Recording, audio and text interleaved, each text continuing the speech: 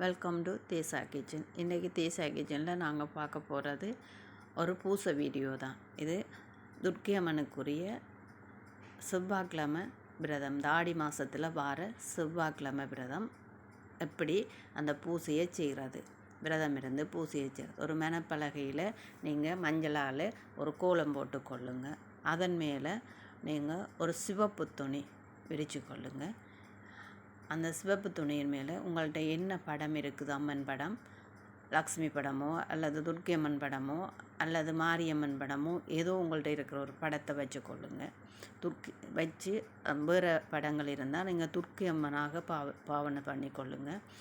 அல்லது உங்கள்கிட்ட சிலைகள் இருந்தால் சிலைகளை வச்சு கொள்ளுங்க. வச்சுட்டு பூசைக்குரிய பொருட்களாக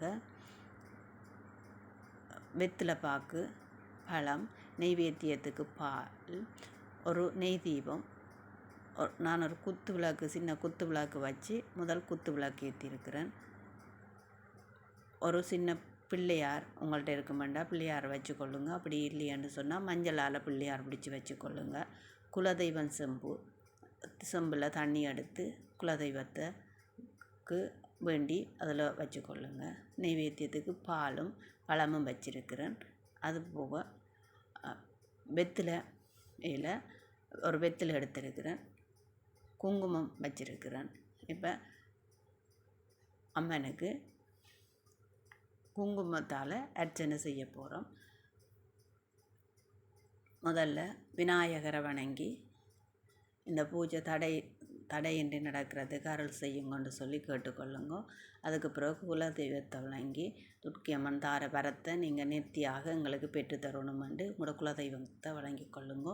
அதுக்கப்புறமா துர்க்கை அம்மனை வணங்கி என்ன வரம் கேட்டு நீங்கள் விரதம் இருக்கிறீங்களோ அந்த வரத்தை சொல்லி துர்க்கை அம்மனை வணங்கிட்டு தூபதீப ஆராதனை காட்டினதுக்கு அப்புறம் 108 ஸ்லோகங்கள் சொல்லி துர்க்கை அம்மனை நீங்கள் வழிபடலாம். அப்படி உங்களுக்கு 108 ஸ்லோகங்கள் எனக்கு எதுவும் தெரியாதுன்னு நினைச்சிங்கன்னு சொன்னால் ஓம் கார்த்தியாயினி வித்மகே கன்னியாகுமாரி தீமகே தன்னோ துர்க்கி பிரசோதயாத் இந்த ஸ்லோகத்தையும் நீங்கள் சொல்லலாம். அப்படி அதுவும் உங்களுக்கு கஷ்டமாக இருந்தால் துர்காதேவியே நமக, ஓம் துர்காதேவியே நமக, ஓம் துர்காதேவியே நமகன்னு சொல்லி அந்த நீங்கள் வச்சிருக்க அம்மனுக்கு கீழே இருந்து மேல் நோக்கி குங்குமத்தை காட்டி நீங்கள் அந்த வெற்றிலையில் ஒவ்வொரு தரமும் போட்டுக்கொள்ளணும்.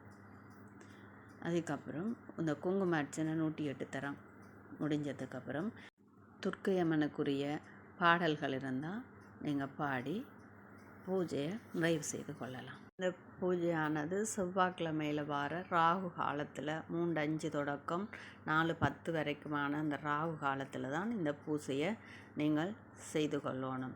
சிலர் எலுமிச்சம்பழத்துலேயும் விளக்கு ஏற்றுறவங்க, ஆனால் அது பழத்தில் ஏற்றுறது அவ்வளவு நல்லதில்லை என்றதை சிலர் சொல்கிறாங்க. ஆனால் அநேகமான நாட்கள் கோயில்களில் இந்த எலுமிச்சம்பழத்தில் தான் விளக்கு ஏற்றுறாங்க. நான் அதை வீட்டில் அதை ஏற்றுறது எனக்கு அவ்வளோ விருப்பம் இல்லை. அதனால் நான் நெய் தீபம் ஒன்றை ஏற்றிருக்கிறேன். வீட்டில் கோயில்களில் அநேகமாக எலுமிச்சம்பழத்தில் தீபம் போடுவாங்க. நான் இந்த அர்ச்சனை செய்யும்போது இந்த ஸ்ரீ துர்கா ராகுவின் போற்றி என்று சொல்லி ஒரு 108 ஸ்லோகங்கள் இருக்குது.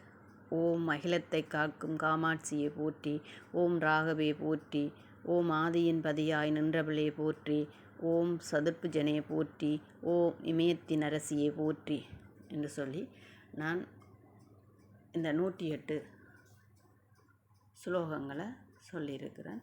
உங்களுக்கு இந்த ஸ்லோகங்கள் தேவை என்று சொன்னால் நீங்கள் கமெண்ட் பண்ணுங்கள். அடுத்த வீடியோவில் இது தொடர்பான சந்தேகங்கள் இருந்தால் உங்களுக்கு அடுத்த வீடியோவில் நான் உங்களுக்கு தரேன். நன்றி, வணக்கம். இந்த வீடியோ பிடிச்சிருந்தால் நீங்களும் உங்களோட உறவினர்களுக்கு, நண்பர்களுக்கு ஷேர் பண்ணி கொள்ளுங்கள். நன்றி, வணக்கம்.